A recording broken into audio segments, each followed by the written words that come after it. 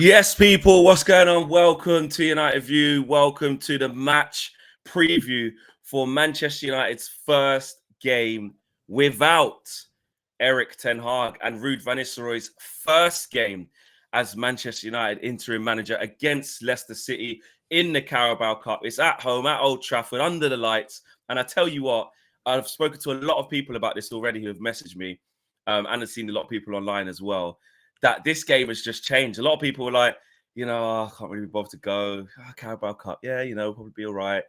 And now I've seen people say, listen, I'm definitely going now. I'm on my way there. I'm going. I need, everyone's kind of, well, this is a new dawn. I know that, Ruben Amorim seems like he's on his way, but, people are excited to, have Ruud in the dugout for a game or two or three and see how it goes. And just a bit of excitement and just something different. Obviously, some people are sad. We're sad, obviously, that Ten Hag's lost his job, but at the same time, it was the right decision. But for Ruud van Nistelrooy, he's getting a chance to lead the team out. This is massive for him. He's a Man United legend, so all of Old Trafford will be behind him. There'll be smiles on faces, although it's still a sad time because the manager got sacked. No one wants that, but we have to move on. We have to move on. Eric Ten Hag's going to move on. He's going to be back in work. He's going to be 17 million quid better off, and we're moving on. So I'm looking forward to this game. Yes, round of 16 is what we're in. And you know what? To be fair, I did kind of, even with everything going on with Ten Hag, I still thought we'd probably win and go through in this one. And I don't particularly think that will change.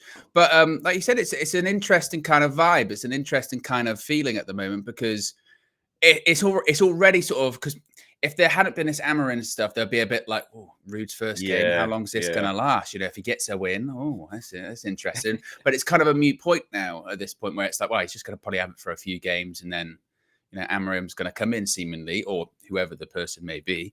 And I suppose the biggest thing, which will be interesting, just will be, what are we going to see from the players, really? Are we going to see, because you can't imagine Ruud's going to change much, really, in terms of shape or anything like that.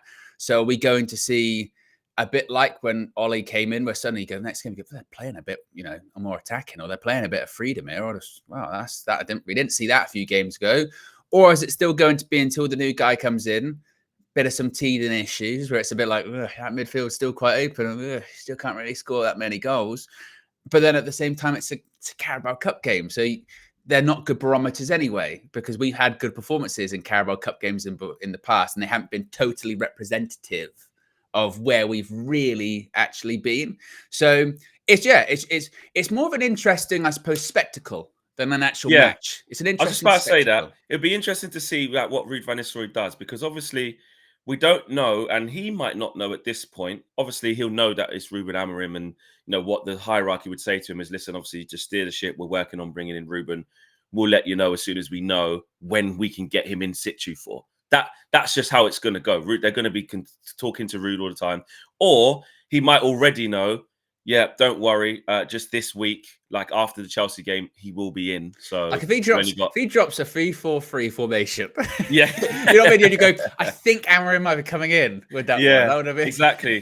But also, what's interesting is that like that's kind of like, fucking hell, I've got this job for just 2 games. Fucking just gonna do.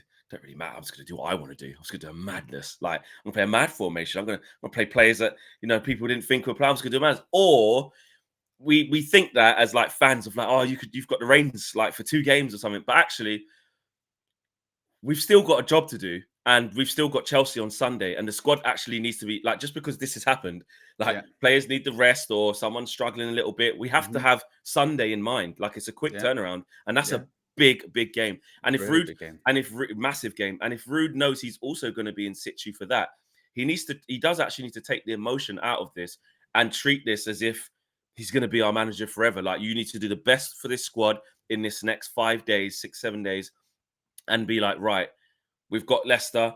Steve Cooper's. They're looking to stay in the league. That's going to be. So they're probably going to be. This is not really their priority. This is not their priority. It's a free hit. So they're not going to. People like Oliver Skip, my arch nemesis. He don't normally get a game for them. He'll probably come in. Whoever's been on the bench for them will probably. What's his name? The guy from IU. At Palace, he doesn't normally start because Vardy starts. He might get a start, and they've got Edouard as well. Jamie Vardy probably he's not going to start this game because again, you've got to No. save him for the league. You know, it's that kind And of he's thing. like 40 now. So I Yeah. just think that we have to, like you said, regardless of what team we put out versus Leicester's mixed team, even if Ten Hag was here, we'd still win. You'd think. But Ruud does actually have to plan this week very, very meticulously, like very seriously. It's Can't the get Michael carried away. Carrick approach, I think, to the interim job, which is basically, you know, steady the ship. That's what it is. Steady ship. Are you back? Technology. Yeah, steady the ship, which is when Michael Carrick got the interim job. It was literally just, you know, get some results if you can. Don't lose. You know, don't get hammered. Steady the ship, and then just so when you do pass it off to the next guy, you know, you're giving him the best opportunity you kind of can. If we do draw against Chelsea now, like under Ten Hag, that would just be like, fuck yeah. But when we're, you know, under Ten Hag, if we'd have drawn, it would have been surprising. To be fair, we'd have been like, bloody hell, I didn't. Really well, yeah, but still, we'll be like 1 win in 9 in the league. Yeah, like, it just would still be fair. There'll be no progress. It'd just be like the draw against Villa. It's like, what? So what, mate? Like, all right, cool. You scummed out to draw at home. Like, it's the looking past it, isn't it? It's the looking past it, going, okay, well, what does that mean for next week or whatever? Whereas now the context of what it means changes. If Ruud van Nistelrooy gets a point against Chelsea, you go, it's a good point actually, because we're going, this is our future's changed. And Matisse's already given it. He's going, no. I'm giving scorelines in my predictions. You man, he's looking at it like you're still toast. This new manager bounce ain't going to save you, and I've got to take it humbly because I'm like, we can't just think we can just click and all of a sudden, and if it does happen, amazing. But I'm not at that point of thinking, oh, you're in trouble, Chelsea now.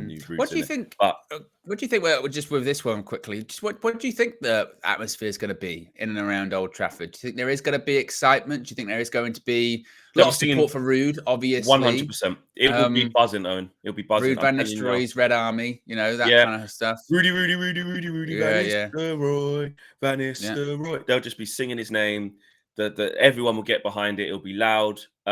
It's not going to be doom and gloom. It won't be that. When we speak to fans, you know, sort of in and around the concourse and definitely after the game when we catch up with them and ask them, you know, what do you think about, you know, the manager and what's going on? Like, we'll ask them. But I think everyone will just be, obviously there'll be some people that would say, you know, well, I think it's quite sad. I liked Eric and, you know, gave us two things. It's a shame it didn't work out. Some people will be like that. Some people like, been here too long. Finally, you know, I'm paused again. I'll be back in a second. There you go. Maybe that might not actually come out on recording. You never know. No, it does. Yeah, it does. Oh, okay.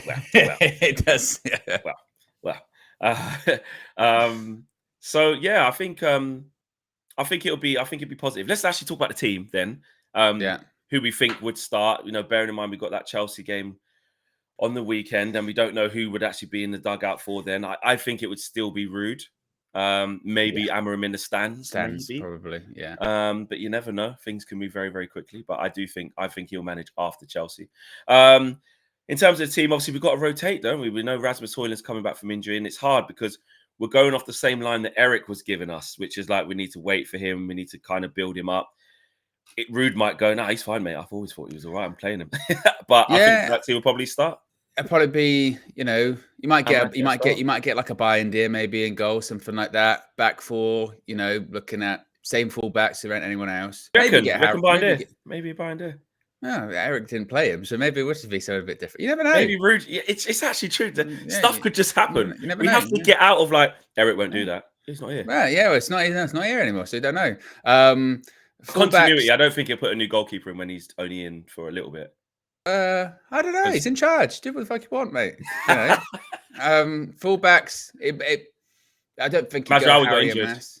Oh yeah, that's true. Maybe he would. But we don't know. We obviously don't know what Eric said as well because we're never going to see it. We'll never see it. Lost files. Yes, with the Roy Keane. You know what I mean? It's like Mazraoui is going to be injured though. In like honestly, yeah. This is a tangent when we really don't have time for them.